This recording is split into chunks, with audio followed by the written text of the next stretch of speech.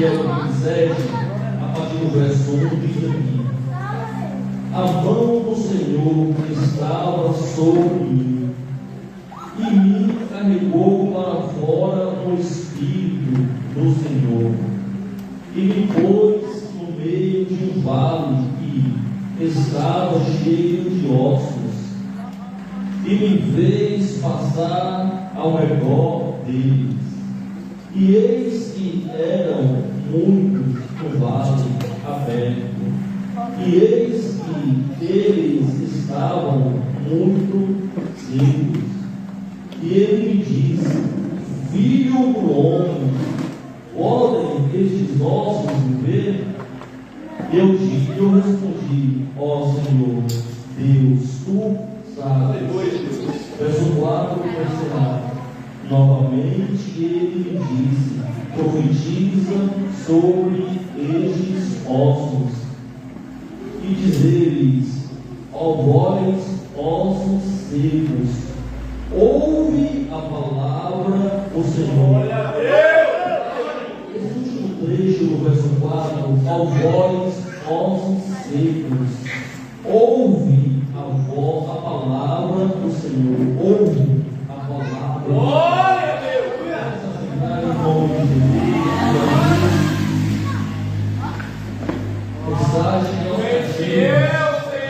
De Israel, aonde se encontrava em Jerusalém. Mas é bom botar um textinho atrás, lá no livro do Êxodo, para a gente entender.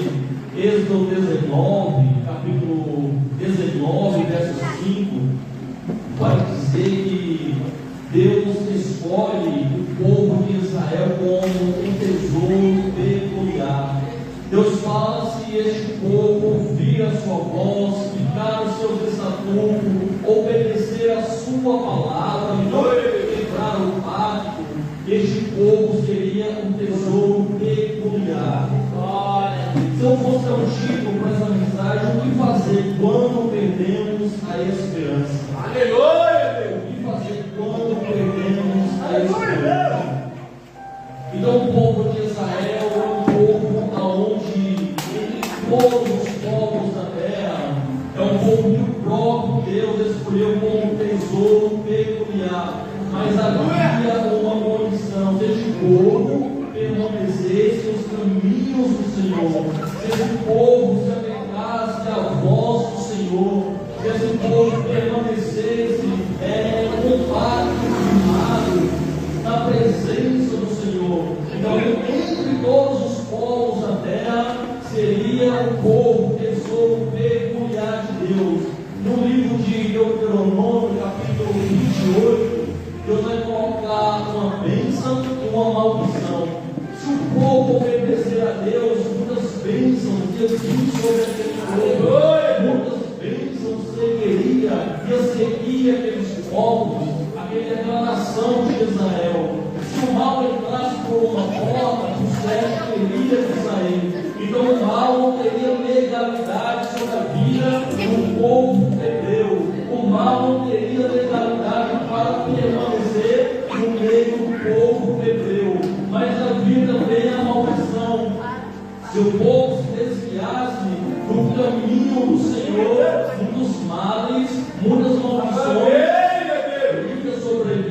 sobre a vida daquele povo.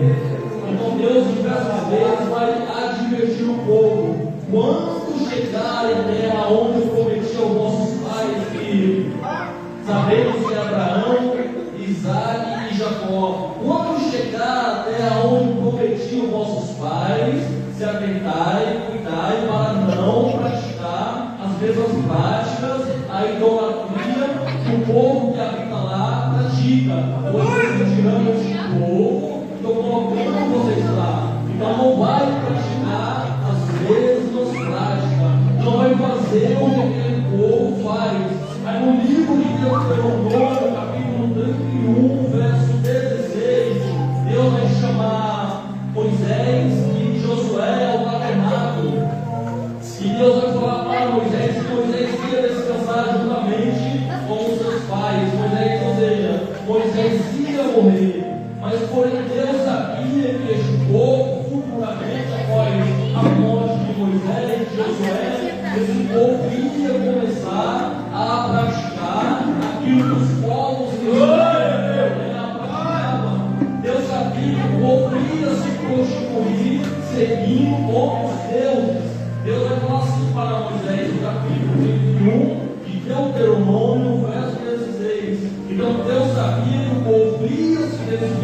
esse caminho, e esse povo ia praticar a prostituição espiritual, a prostituição de adorar imagens, se curvar perante deuses estranhos.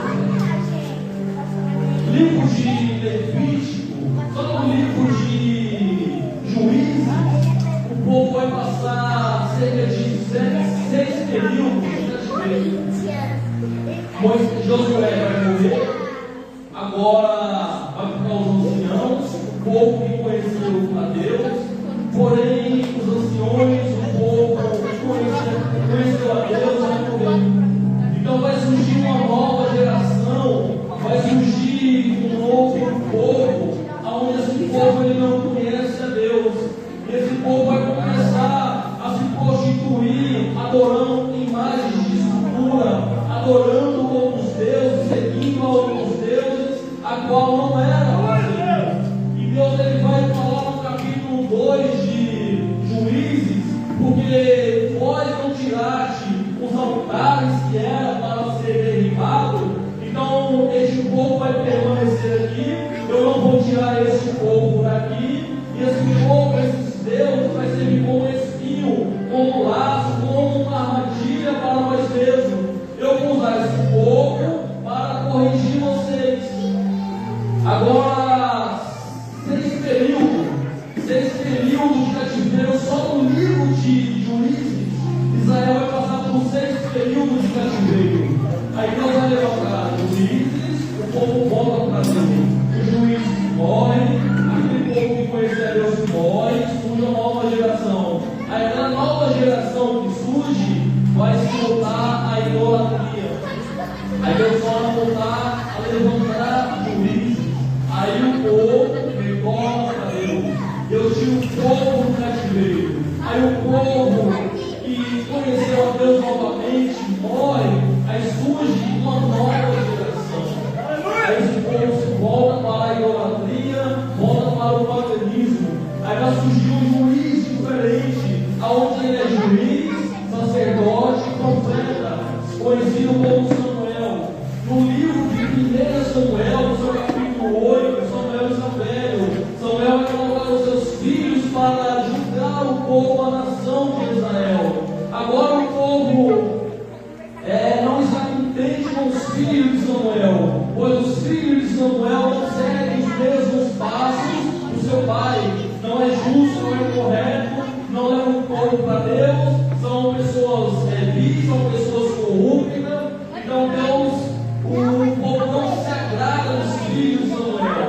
Então o povo vai chegar a Samuel no capítulo 8 de 1 Samuel e vai pedir para Samuel levantar um rei, pois o povo queria um rei para julgar eles, um rei para ir para a guerra, ir para a batalha, uma pessoa que eles pudessem se espelhar nessa pessoa, um homem onde ia governar sobre todos em Israel. Aí Samuel vai ficar triste com essa decisão do povo, mas Deus vai falar para Samuel: atenta a voz do povo, porque não estão desagradando de ti, mas sim de mim.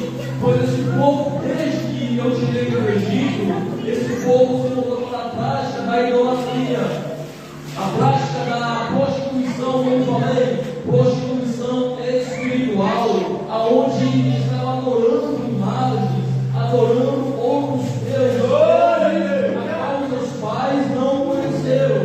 Então Deus vai levantar Saul, primeiro rei de Israel. Vai surgir Saul, porém Saul vai ser rejeitado como rei, não vai permanecer rejeitado como rei. Deus vai levantar Davi, embora seja segundo o coração de Deus, mas também não é um homem perfeito. Embora Davi seja segundo o coração de Deus, Davi vai errar, Davi vai pecar. O lar de Davi, a casa de Davi vai viver em pé de guerra. Davi vai cobiçar a mulher alheia como não deveria. Davi vai mandar os povos dessa mulher para a guerra, para o campo de batalha, para tomar a mulher deste homem. Então Davi também não é um homem perfeito, embora seja segundo o coração de Deus. Agora Davi morre. Agora Deus levanta Salomão, homem sábio, homem com muita sabedoria, com muitas riquezas. Porém, Salomão vai fracassar. Porém, Salomão vai fazer aquilo que não agrada a Deus. Salomão vai casar com muitas mulheres.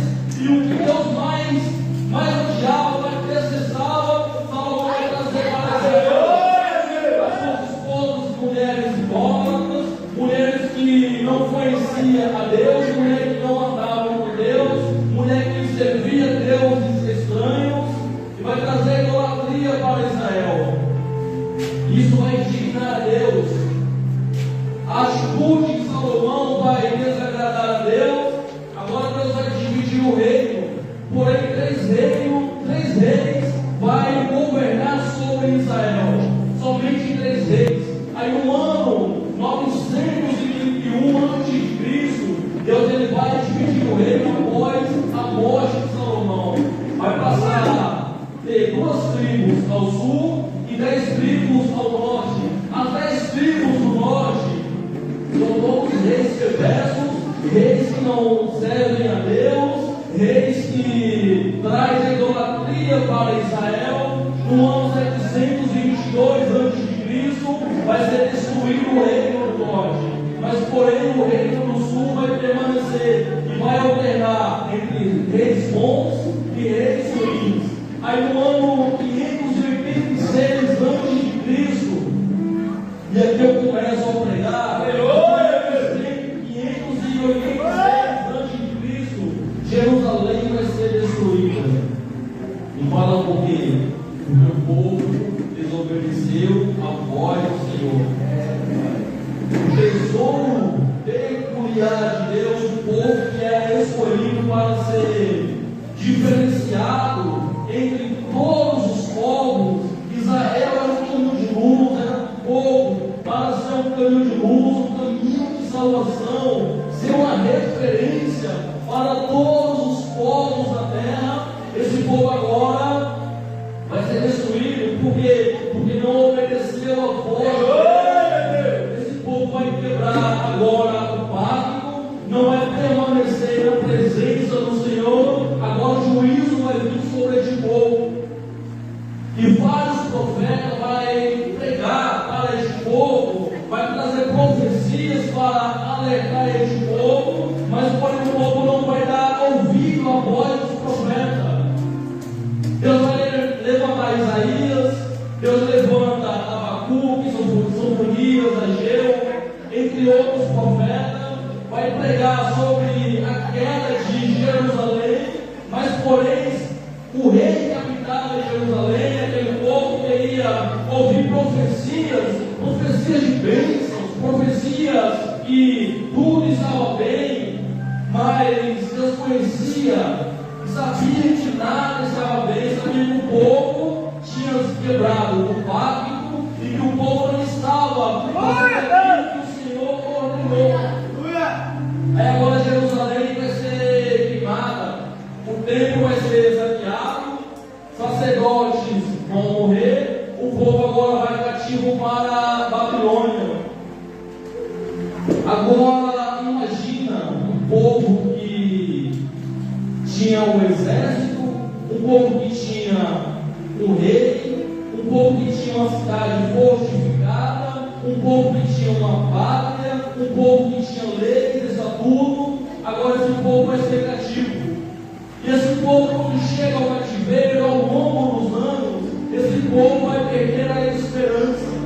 A esperança do povo vai se acabar. A referência do povo era o sacerdote, era o templo. Então, os sacerdotes vão morrer, o templo saqueado, o templo vai ser queimado. Agora, como vai ter esperança este povo?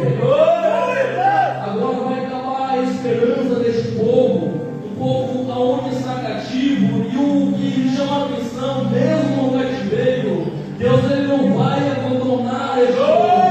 Mesmo no cativeiro, Deus permanece, Deus envia homens, Deus envia homens, mesmo em um cativeiro, para a sua mensagem ser pregada.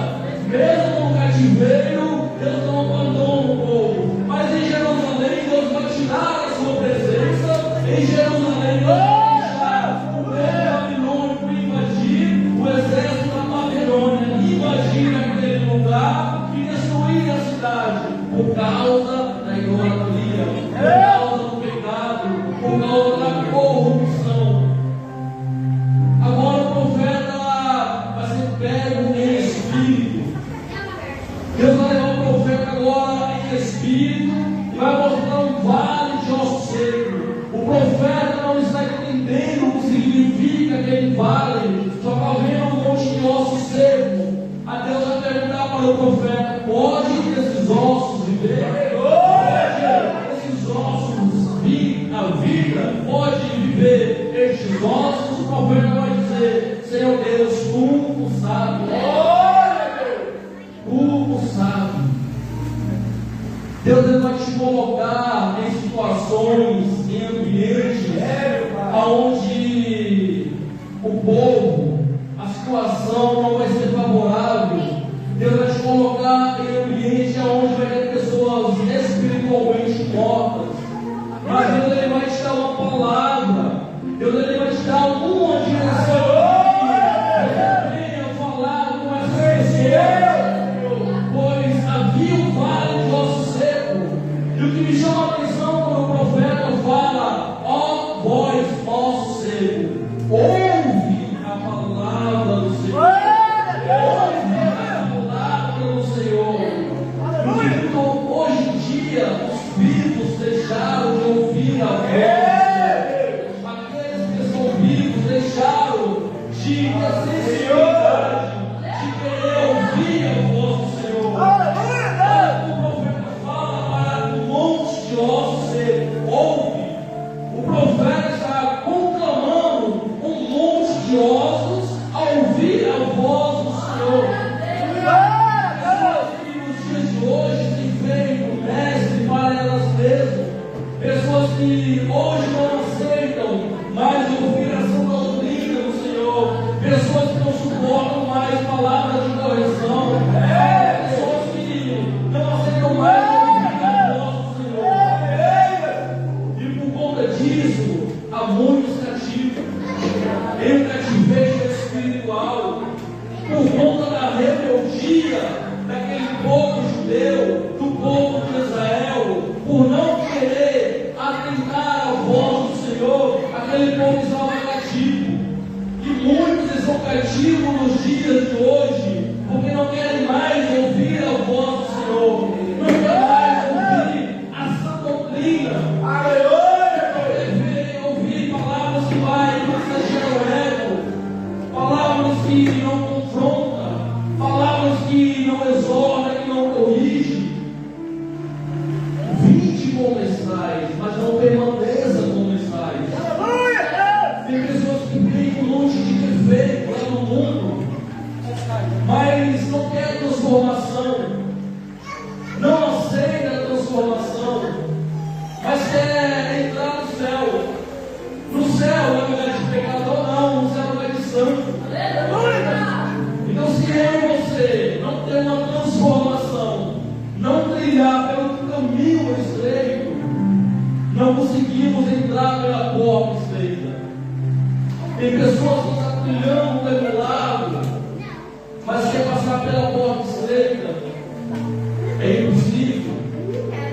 Se sairmos de um monte de defeito, digamos, falamos assim, defeitos, práticas, atitudes que não agradam a Deus, e permanecemos dessa forma, sinto muito, o céu não é lugar de pecador. A igreja é lugar de pecador, lavado e remido no sangue de Jesus. Mas a igreja é lugar de pessoas transformadas. A igreja é lugar de pessoas santas. O céu não é de santo. Só entrará um santo no céu. Arrependimento significa mudança de direção, mudança de vida, mudança nos hábitos. Então, se não nos arrependemos com verdade e sinceridade, é impossível agradar ao Senhor. Agora o profeta está numa visão onde Deus vai levar em uma visão espiritual, andando pelo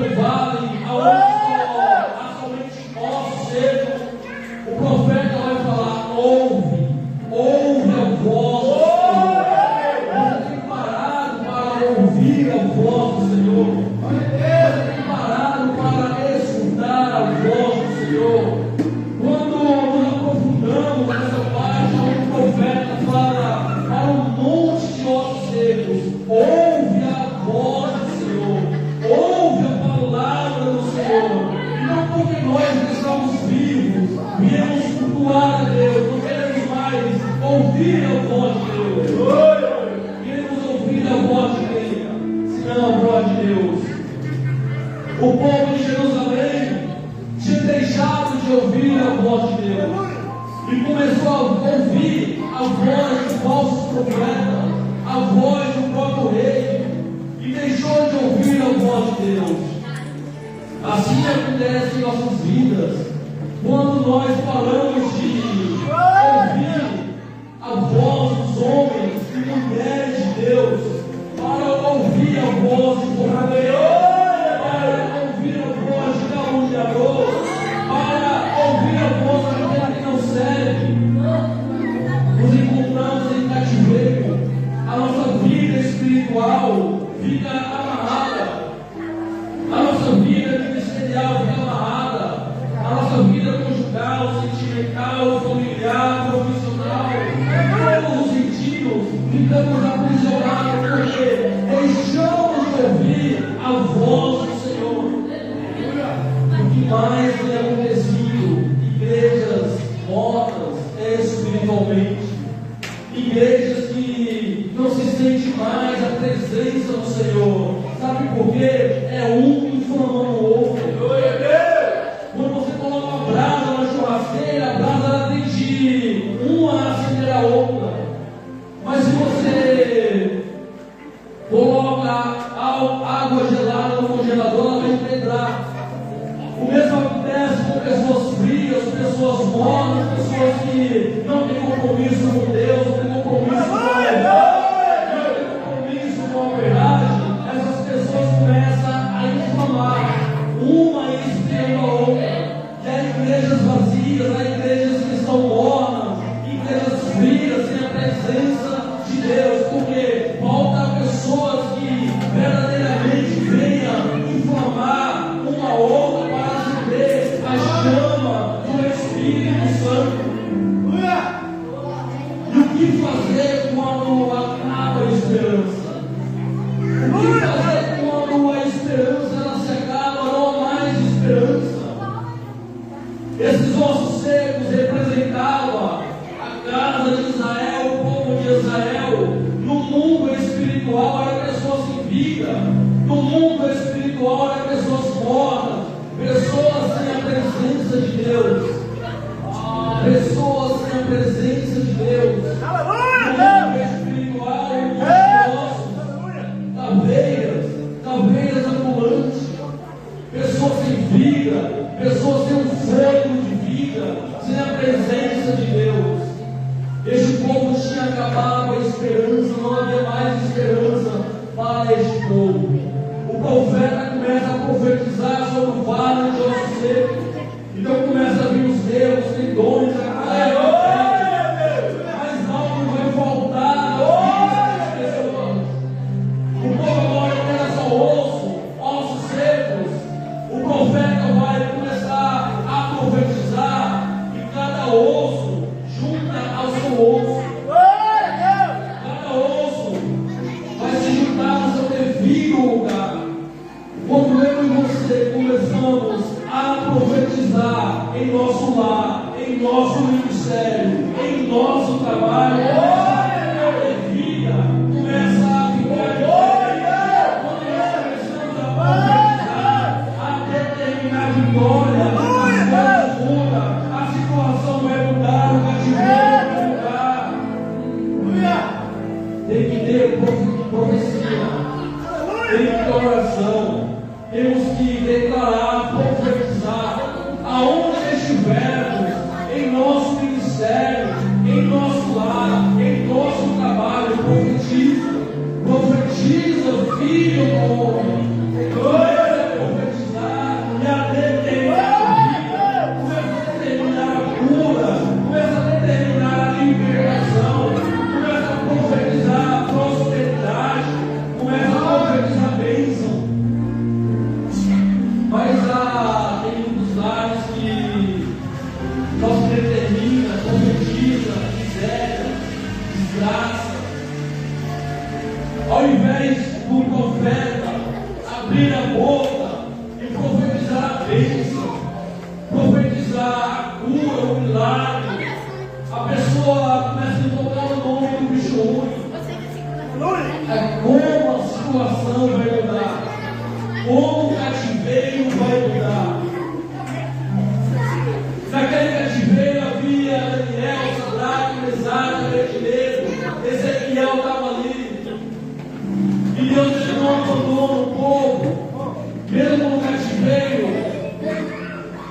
Daniel está lá com a referência espiritual. Ezequiel vai lá também com uma referência espiritual. Deus, ele nunca vai abrir mão de tudo, largar tudo, sem deixar um caminho para você. Como está lá em 1 Coríntios, capítulo 10, verso 13. Sempre vai haver um caminho, uma solução. E Deus, ele vai mostrar a saída. Quando o profeta começa a profetizar em cada osso, no seu devido lugar. Quando você começar a profetizar, a determinar a presença de Deus, determinar a cura, determinar a libertação, as coisas vão se juntar no seu devido lugar. Tudo aquilo que estava bagunçado, tudo aquilo que estava distante, tudo aquilo que não tinha mais solução, vai começar a voltar.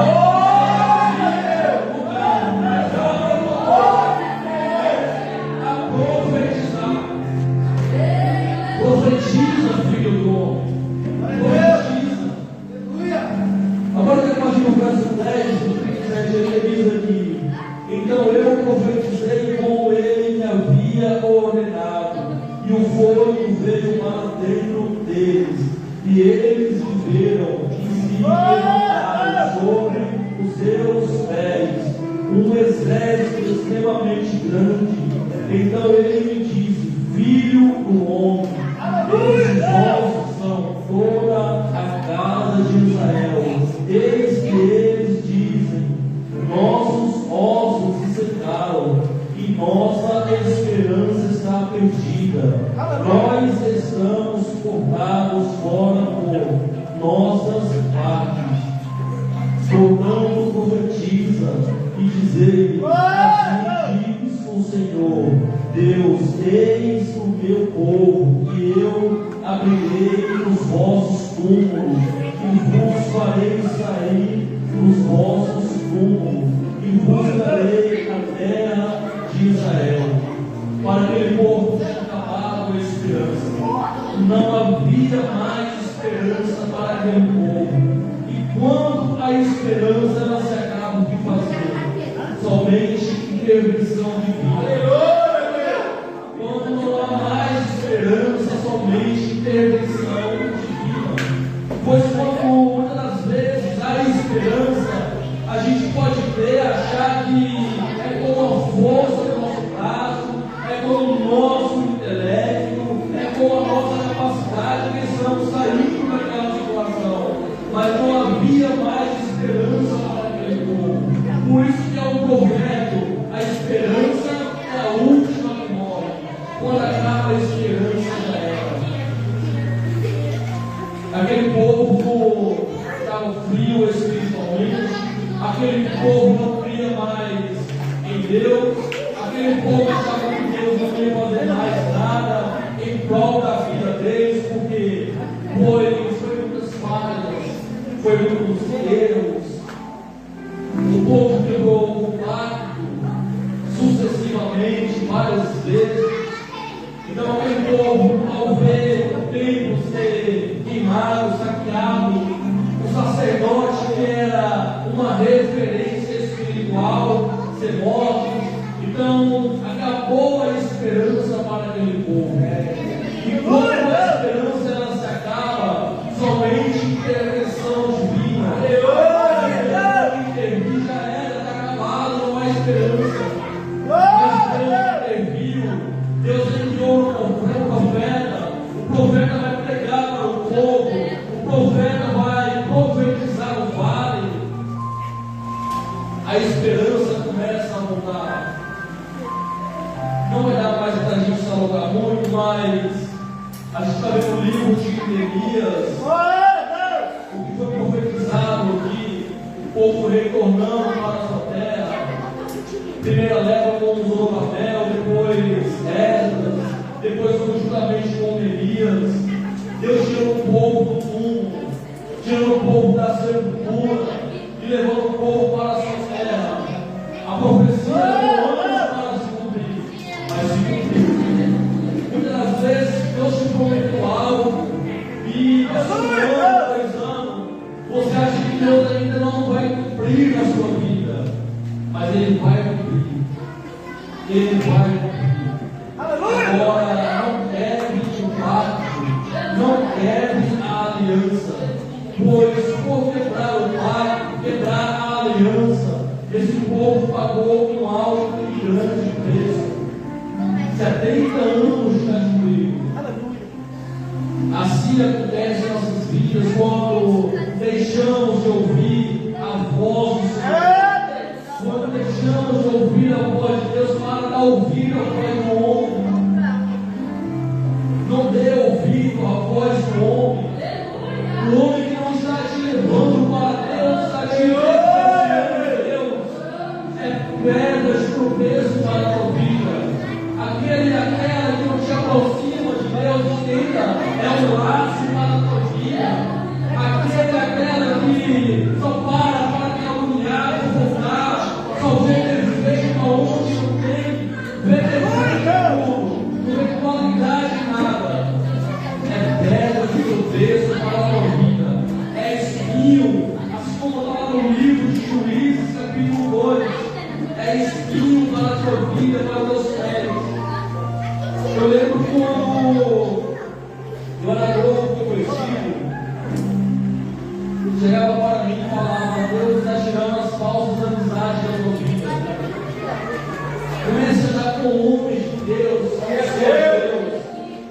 Eu começava a observar as pessoas que tinham bom testemunho, pessoas que não paravam para falar mal da vida dos outros, pessoas que falavam de Deus. Pessoas que vão para o monte, vamos para a vigília, vamos para o culto. Pessoas assim, que me aproximam de Deus. Aqueles que